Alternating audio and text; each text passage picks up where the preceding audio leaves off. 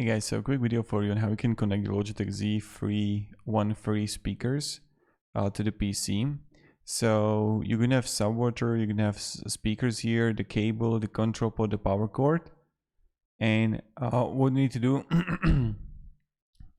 you can just like connect the speaker. So plug satellite cable into subwoofer jack. So you're gonna have first to the jack, plug power plug into the electrical outlet. And then you're gonna have insert the 3.5 connector from the control pad into the audio jack on your device, let's say computer. So just locate from the back of the control pad into the audio jack onto your device. So you're gonna have audio jack port PC. It's going to look like this somewhere, right? Like for example the green one. And try it out and it should work for you. So this is how you're gonna do it. So thank you very much for watching and have a great day and goodbye.